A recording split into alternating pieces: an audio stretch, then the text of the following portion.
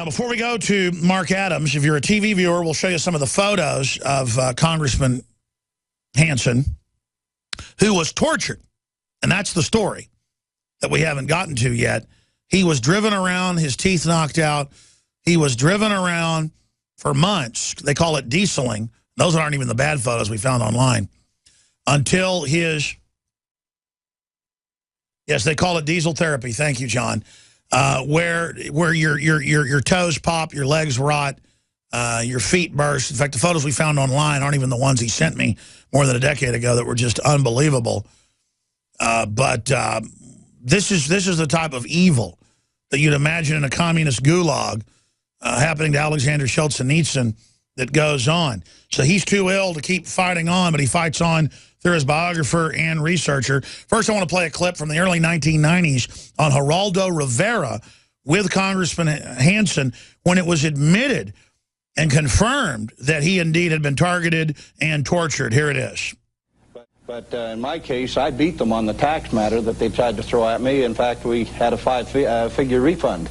But they did everything they could to try to embarrass you in the middle of an election, all that type of thing, and then it didn't stop. They tried to come at you from other directions, the Federal Election Commission or the ethics reports that you file with Congress. And it didn't even matter if you went to the committee that handled the reports and asked them how to file the reports with two attorneys. And you wonder why people go along. Well, the NSA is blackmailing.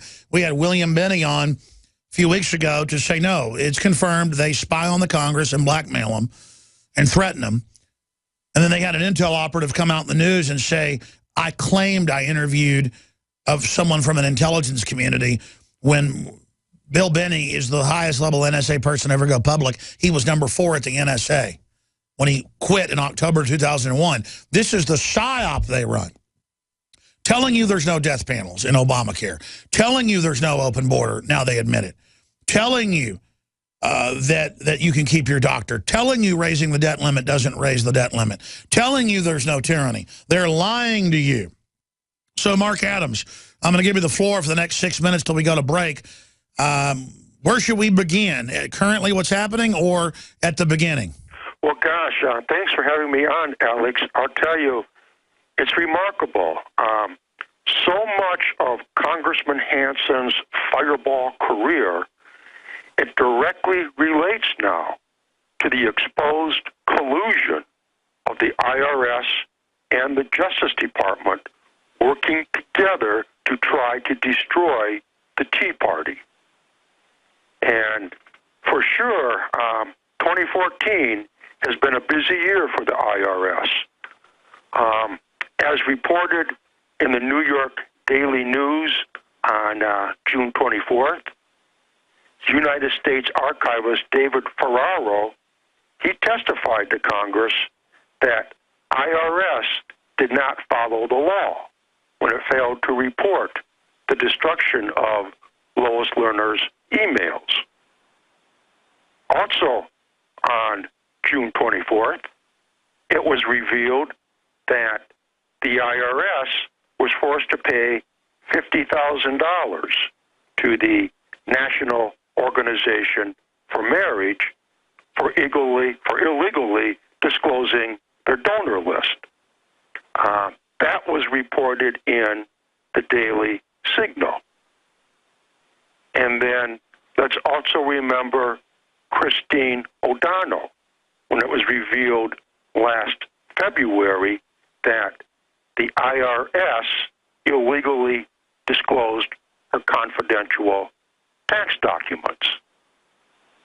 And then at the end of June, June 30th, the Hill newspaper published an article with this headline: Senator Thune, he's from South Dakota, Lerner emails on Senator Grassley show the need for a special prosecutor.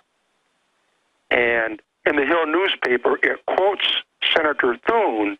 He says, we're all very concerned when we hear that the IRS, in addition to targeting political groups, may be targeting conservative senators who've been critics of the IRS?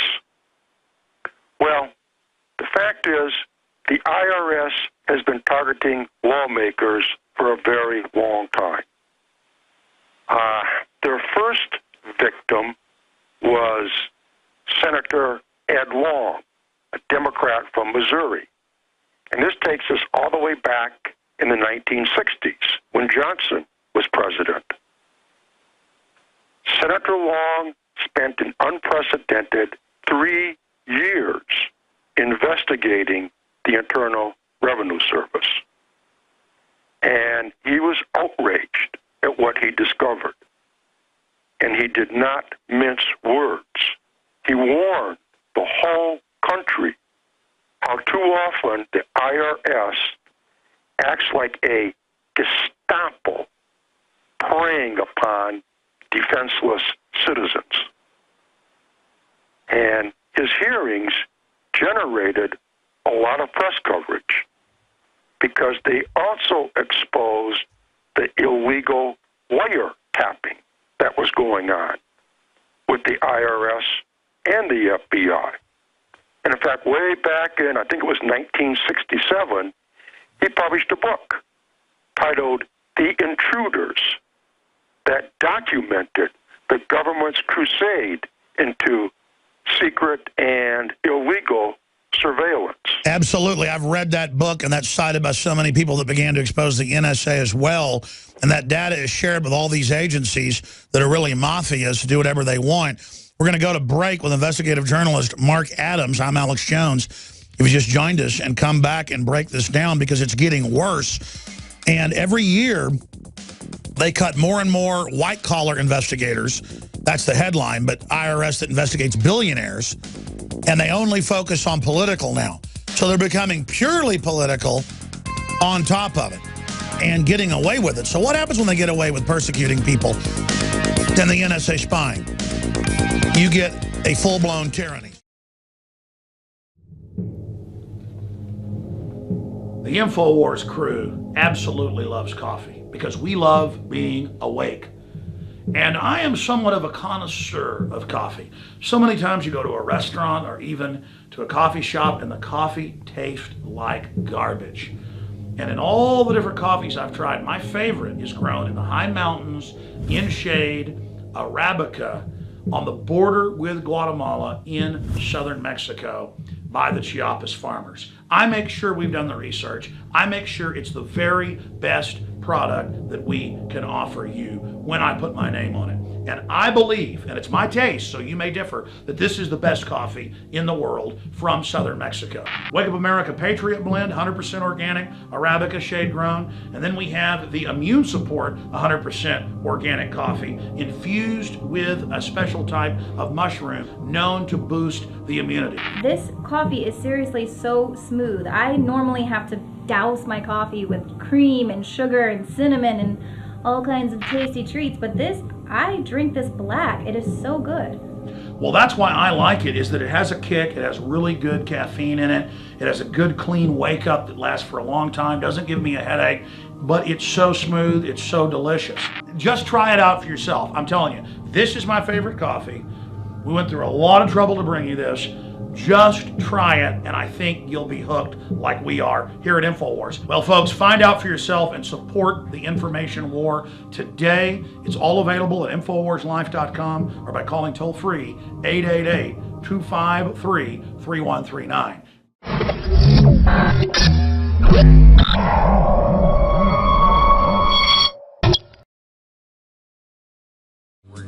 So what we have going on here is a reign of terror, and it's intensifying. And I saw in the Wall Street Journal just a few months ago where they cut even more of the white-collar fraud investigators across federal agencies, like the Election Commission, the commissions that look at the stocks and bonds, the IRS. The IRS will let one house in Austin get $80-something million over several years of fake tax returns. Obviously, it's being laundered to the Democratic Party and others. It's not a house of 4 or 5 illegals getting that. Same thing in Atlanta, Georgia, Los Angeles, California. It's there, though, to tell churches you can't have free speech and speak out against abortion when that's not even a law. But just like the mafia can threaten to break your legs, and it's illegal, but still a lot of people buckle to them.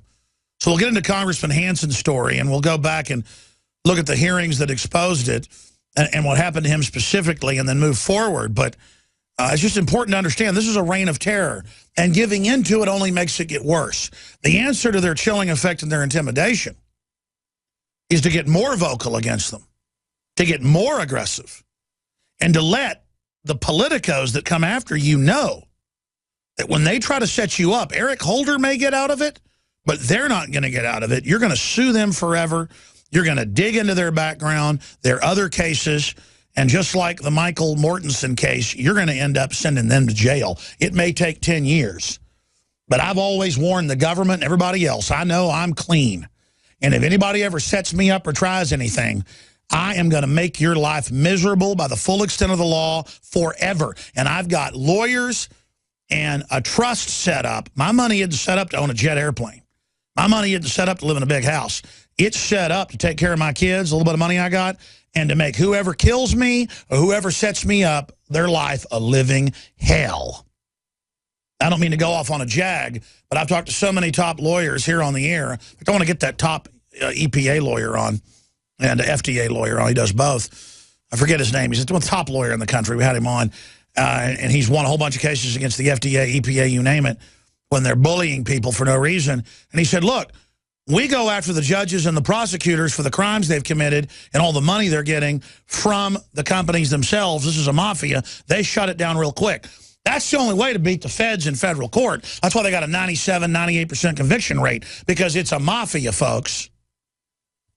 But you start investigating the lifestyle of the people that set you up, oh, they quit real fast. I'm sorry, we got a long segment coming up. I'm eating up your segment here. Mark, get back to that member of the Congress who was getting into this in their book, The Intruders, and then move forward to what it's grown into today. Yes, well, here's how they set Senator Ed Long up. Bill Lampert was an associate editor at Life magazine. And he was contacted by an official in the Justice Department who worked closely with the IRS.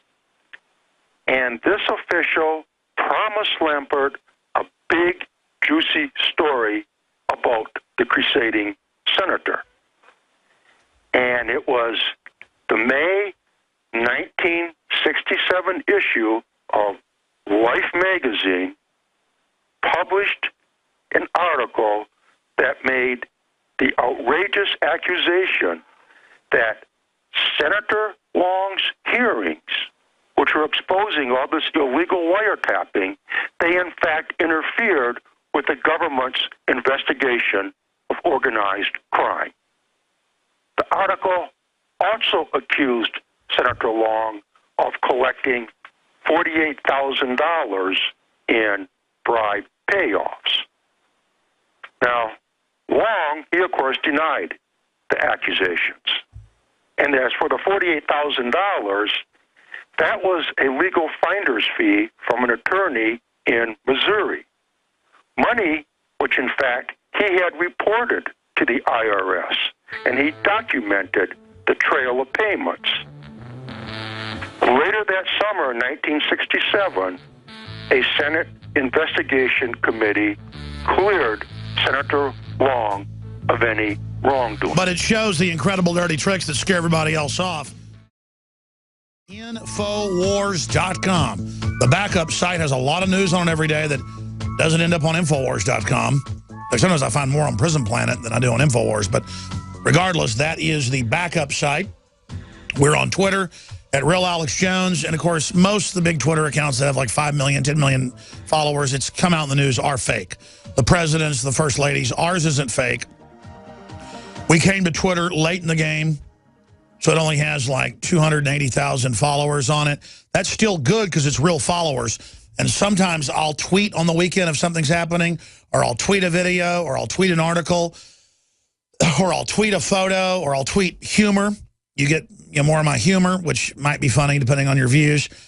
At Real Alex Jones. Very important to follow Real Alex Jones. Even though it's a globalist platform, it's very useful. Now, we had fans that set up fan sites on Facebook pretty early on.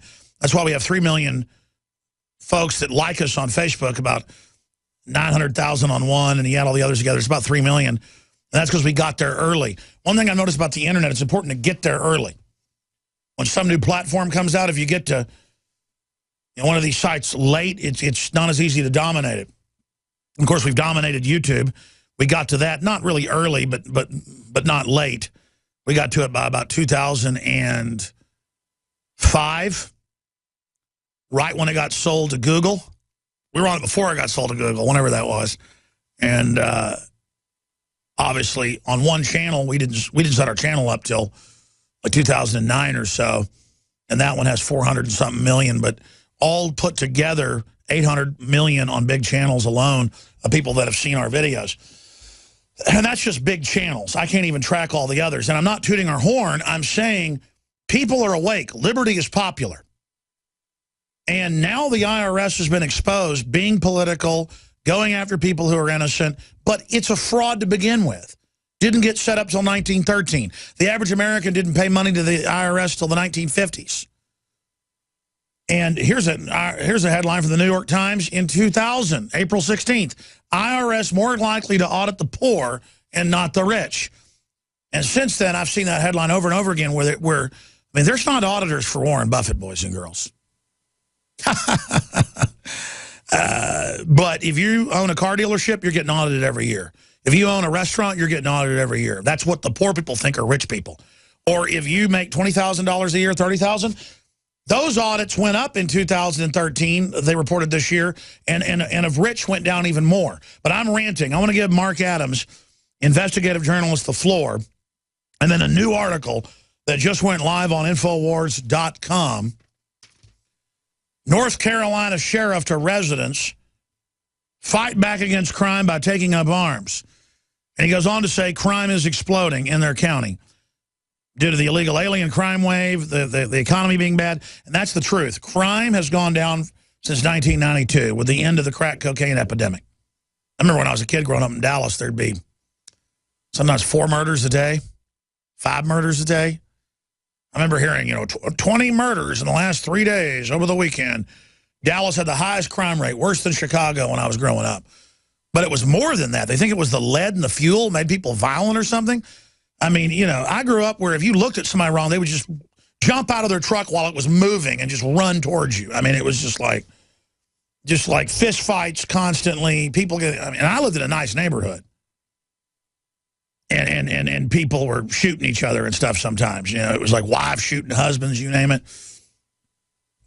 Just crazy stuff. But I don't know why I'm going off on that jag. The point is, since guns became so incredibly popular and concealed carry came out, the FBI even admits that's one of the largest reasons crime's gone down. Also taking lead out of the fuel. Lead will make you a mad dog, folks. That was a big part of why the U.S. was so violent, because we would lead the fuel. A lot of other folks banned that before we ever did. But so I give that to the left, who always talks about crime dropping, being fuel. That's part of it, but the guns are the biggest, because lead was out for a long time. Crime went down some and then down even more by the mid-90s, 2000, and through that, when the lead had already been out by the 80s. But I'm going to go back to my guess. You know how I love factoids. But now, because of the economy being in a depression in most areas and methamphetamine and the rest of it, crime, muggings, shootings, people knocking out the window in your car, people stealing your bag when you go to the bathroom at the restaurant. Petty crime is off the charts. And what's happening is people trying to carjack. Carjack's coming back. It's not as bad as it was since concealed carry came in, but it's coming back. They're just getting killed. Muggings are going up. They're getting killed. So the sheriff, we're going to play the clip after our guest leaves us and Ventura joins us. He says, get guns, learn how to use them, because the sheriff's department is overwhelmed, and departments are saying this everywhere. Start shooting these people. Somebody tries to mug you, tries to break in your car, grab the revolver, shove it in their chest, pull the trigger till they're dead, till they're off of you. And that'll teach all these people. to go out and get a job and work and not go around knocking people on the head. Let's go ahead and go back to our guest, Mark Adams, the investigative journalist who's writing a book about Congressman George Hansen, who was arrested, tortured. He's getting into earlier congressmen and senators that were persecuted. Then I want to get into his torture and when your book is coming out. Go ahead, sir. Well, thank you, Alex.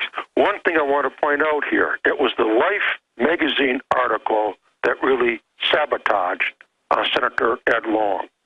He lost the primary election in August 1968. Life magazine never published a retraction, even though it was proven that he was innocent of those charges that were put forth in the article. Well, on August 6th, 1968, 46 years ago today, the IRS Commissioner, Sheldon Cohen, called Bill Lampert, the associate editor at Life magazine, to offer them his congratulations. And by the way, we're showing the New York Times article as you speak. Go ahead. Yes. Now, Bernard Fensterwald, he was chief counsel to Senator Long's committee. He also did not mince words. He came right out and warned senators and congressmen who are not scared of looking into the IRS have to be crazy, because the IRS will just ruin your career. And they should have all gotten together as a coalition against cowardice and all come out, or even 30 or 40, and then they couldn't bring them all down. But instead, cowards all sit down while great men like Congressman Hansen are tortured. Yes. Well, one senator who came forward was Senator Joseph Montoya. He was a Democrat from New Mexico. He chaired the IRS Appropriations Subcommittee. And in 1972, he started lining up witnesses to testify before his subcommittee about IRS atrocities. Well, in 1975, he was sandbagged when IRS operatives colluded with Bob Woodward and a Washington Post. IRS chief blocks audit of Montoya's taxes. Well, that was the screaming headline on the October 19th, 1975 edition of the Washington Post. And that article by Bob Woodward has got all the appearances of a real work of sabotage. Right there at the beginning of the article, Woodward states that Montoya, Senator Montoya, had been twice recommended for prosecution because he allegedly failed to file returns going back to World War II they were looking at, 1945 and 1946. But then, 4 paragraphs later, Woodward writes, there is no evidence that Montoya has illegally evaded taxes. For those that don't know, Bob Woodward, I'm not defending Nixon, was naval intelligence, and that was a total setup. They were giving him all the intel to bring down the presidency, to bring in a soft queue of bureaucrats. So anytime Woodward or Bernstein, especially Woodward, are involved in something, you got to look out. Well, yes. In fact, what Montoya was doing was he was making people nervous.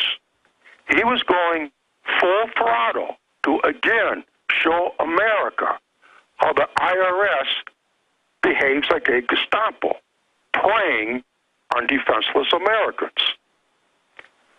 Now, remember, in 1968, the IRS finally got rid of Senator Long. Now, just 4 years later, Senator Montoya is in hot pursuit. Woodward doesn't mention any of this. All he says in this article is he, Montoya, is well known on Capitol Hill for his active interest in IRS matters. Of course he has an active interest in IRS matters. He's the one who chairs their the subcommittee that oversees the IRS. Yeah, the headline should be IRS persecuting Congress, IRS going after their bosses, IRS in political sabotage of those that would bring them to justice. IRS tries to block congressional prosecutor. That's what's really going on. Well, in fact, in 1972, when Montoya was really getting serious of looking into the IRS, that's when the IRS district director in New Mexico decided to start investigating Montoya. Then, in December 1972, an IRS memorandum was issued by IRS Chief Intelligence Division. This was in San Francisco. And that memorandum branded Senator Montoya as a tax protester. And they further smeared him as one who would advocate violence against revenue agents. And we're showing that memo right now. So if you're on the committee to control the IRS and you don't like them abusing old ladies and taking their houses, you're a tax protester because you're exposing this criminal organization. That was the position of the IRS. Now, we're going to have you back for a second interview, obviously, to go over more of this, or a nightly news, because you've sent us so many documents. I want to do an interview when your book comes out as well, sir. But first off, we got a lot of ground to cover with Congressman Hansen. But you're showing the pattern here that links up with today of why Congress won't do anything to the IRS. Yes. Now, what's interesting here is it was later exposed, well, this is more than 10 years later, that one of the IRS operatives that was used against Montoya was later used against Senator Hansen. Key. That person's name is Everin Ride. He was transferred. This is now in 1975. He was transferred from Albuquerque to Salt Lake City. So they have to find specialist goons to target good people, even in these rogue agencies. They find specialist hitmen to do these political jobs. Yes. And when he arrived in Salt Lake City, Everin Ride, who is now promoted to IRS intelligence chief, he was collaborating with IRS District Director Howard Martin. And they used the same blueprint that destroyed Senator Montoya and Senator Long, only this time the target was Congressman George Hansen. Let's talk about what they did to him. Okay. This is the election year, 1976. And in that summer, there was a fateful event. The Teton Dam burst. And as a result of that, a lot of Idaho citizens and businessmen lost everything they had. Congressman Hansen led the battle to secure over $400 million in flood damage reimbursements. But before the waters barely even subsided, the other side of government showed up. What happened next truly warps the mind. Agents from the IRS swooped down on the flood victims with plans to tax their government relief payments. Congressman Hansen fought them on that tooth and nail. He called it a flood tax. Then, 3 weeks before Election Day, a scandalous article appears in the Lewiston Morning Tribune. And with lots of supporting detail, the article alleged that Congressman Hansen was not paying his taxes. Now here, because of a courageous IRS whistleblower named Paul DeFossis, a lot of these players have been identified. Like I said, there was the IRS intelligence chief, Everin Ride. There was the district chief, Howard Martin. Well, Everin Ride was contacted by Robert Huntley. He was the campaign treasurer to Stan Kress. Stan Kress was the Democrat candidate who opposed George Hansen. And information, I should say misinformation, lies, were provided to Robert Huntley. And then those were used against Congressman Hansen by Stan Kress in a debate that was being held at Idaho State University. So that's key. First, they discredit you. They have mainstream media put out disinfo on you. Then they come out and indict you for something. And then they try to break you, torturing you in the dungeons. Yes. There was also a clandestine meeting in the offices of a history professor, Richard Stallings, at Rick's College. He was the campaign manager for Stan Kress. Well, Richard Stallings is now running for Congress from the Idaho 2nd District. Wow, is he running as a Republican or a Democrat? Democrat. Unbelievable. That needs to be known. Yes, indeed. Now, what happened here, though, with George Hansen is interesting. Unlike Senator Ed Long, unlike Senator Joseph Montoya, George Hansen survived the sabotage, and he won re-election. Afterwards, the IRS struck again. Now they put Congressman Hansen through the ringer with a criminal audit. It was a grueling audit. It was being conducted by the Criminal Investigation Division of the IRS. Which is hanging out and meeting with the guy that ran against him. Yes. But once again, IRS smear tactics blew up in their face. After months of auditing, it was determined that the government owed Congressman Hansen a refund. But it doesn't matter. With the IRS, there's not just double jeopardy, there's triple jeopardy. And soon they'll get their hands on him and get him in a dungeon. We'll be back with the criminal foreign bankers that run the country. Stay with us. How many people have you seen in the news who were audited after criticizing the IRS? And so the common response is out there is, well, you better shut up about them. Well, that allows them to engage in their pillaging of innocent people. And are we really a nation of cowards that bad? In most countries, tax systems come and go. People are always changing stuff and not putting up with it. The IRS is a political group of oppressors. I'm not even saying the average rank and file person's bad. They're just there doing a computer job. But the technicians of it are out of control. And look at people like Joe Bannister, a Treasury agent, who found out it was all a scam, quit over it. When he was a rising star, they tried to put him in federal prison twice, but the juries found him not guilty. I mean, this is a crazy group, folks, who've been ruling this country, and it's getting worse. Don't forget, this hour is brought to you by mypatriotsupply.com/Alex. Super high quality, non-GMO, storable foods. Great customer service, 866-229. 866-229-0921. Oh, excuse me, 866-229-0927. Again, 866-229-0927. mypatriotsupply.com/Alex. All right, let's go back. Let me just ask you briefly, and I want to finish up in this segment and the next, and then Jesse Ventura's coming on with investigative journalist Mark Adams. Let me finish up with you.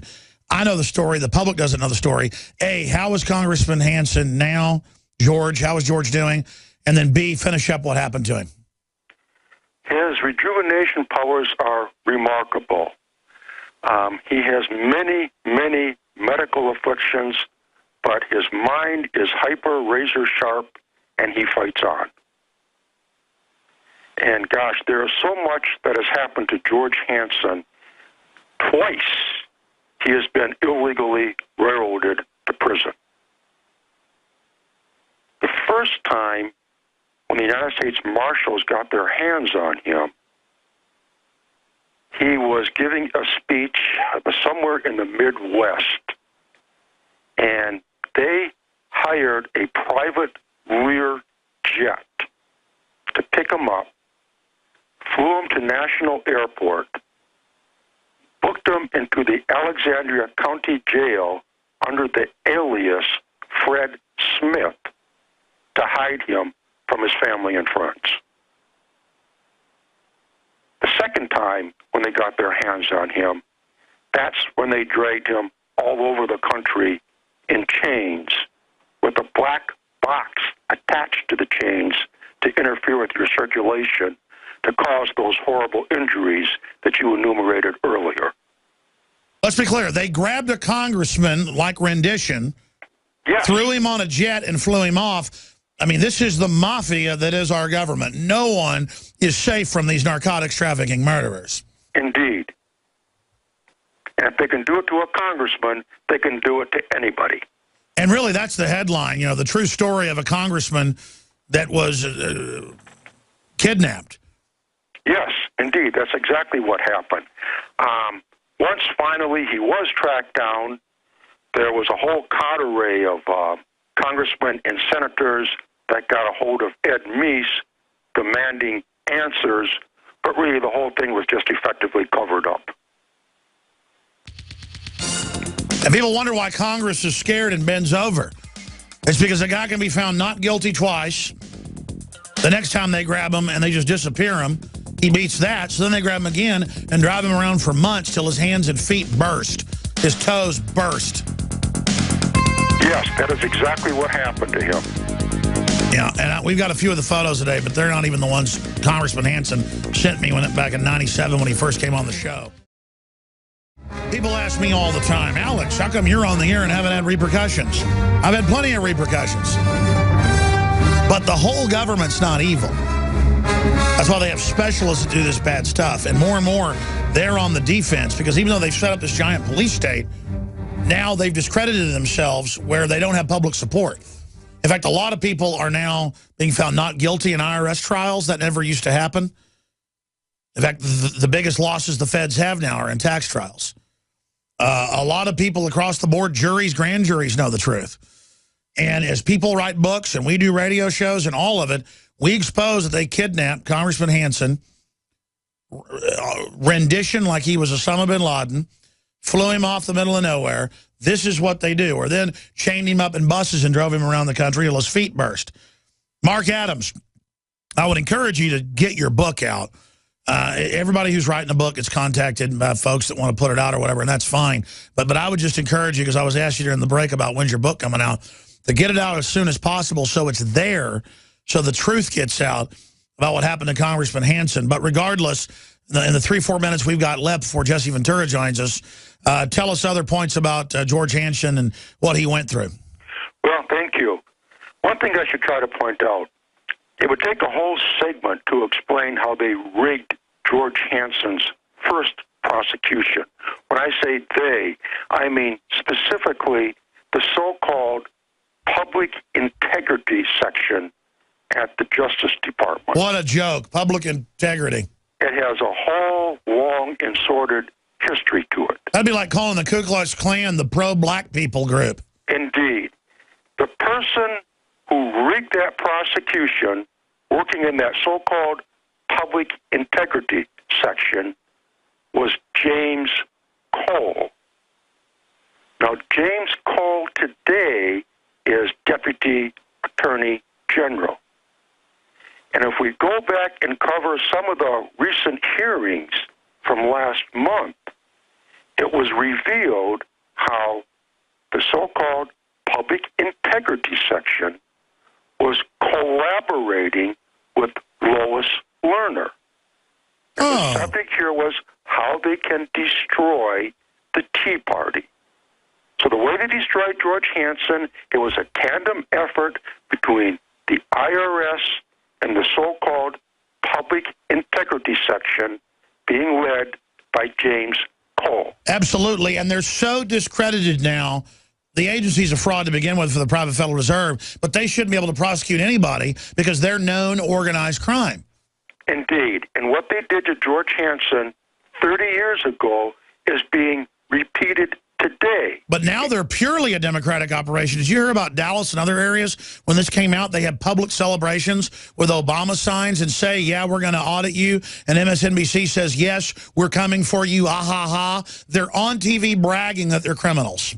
Yes, They are not shy about it at all. They've gotten away with so much. And what we've seen happening right now with Christine O'Donnell and with Senator Grassley, well, if we step back and look at the larger picture, really that's all just kind of surface froth compared to what they've gotten away with for the past 40 years or more. Well, I want to get you back in a few weeks to look in just on Hansen. We kind of told the backstory. Now we'll talk about just what happened with Hansen, the details for about 20, 30 minutes. Then we'll spend time on the current things and the way you're crystallizing what they're doing. But it's just so incredible that they get caught and they celebrate and say, of course we're auditing you. Of course we're coming after you. You're a racist. And you're not. I mean, it's just bizarre how criminal they are. And Acorn and all these groups are above the law and do whatever they want. And I mean, it's just so wild. Thank you so much, Mark Adams. Is there any website or any place people can visit what you're doing? We're getting one under construction right now. I guess the last words I would have to say is the deadly arm that wields the hammer of tyranny is the IRS. The Tea Party has to assert itself. Save America. Shut down the IRS. Absolutely. Criminal operation. Alex Jones here to break down some exciting developments in the area of research concerning supplemental iodine. It's nothing less than phenomenal. I began to get into iodine a few years ago because it was helping me and my family so much get healthy and detoxify. And I used some of the mainline iodine supplements and they upset my stomach and I had some issues with it. Until I discovered a product being developed by Dr. Group, who I was already interviewing as an expert on my radio show, and I began taking the product before he actually rolled it out. You now know it as Survival Shield True Nascent Iodine that your body can really absorb. Then, about a year ago, he said, listen, if you think this is powerful, I'm going to come out with rare earth, deep earth crystals that are incredibly powerful that no one else has as a source for their iodine from between 7,000 and 12,000 feet, literally drilled out of the ground. You put it on a hot plate and it turns into the pure gas. No one else has 99.99% pure iodine. And the results that I personally have had have been life-changing. I was over 270 pounds. And with the iodine, exercise, and better diet, I have lost now more than 50 pounds total, and I'm continuing to lose the weight. I have more energy, my libido, all this crap came out of my skin. I believe our research is conclusive. This is the best iodine out there. And I know this for a fact. Nobody else has got iodine based on these pure crystals, ladies and gentlemen. This is innovating. This is trailblazing. And the best part is it helps fund Infowars.com, the radio show, the TV show, the whole media operation promoting true libertarian ideas. For a limited time, experience the ancient power of Survival Shield X2. Take advantage of this unprecedented 30% off Super Detox special at InfoWarsLife.com.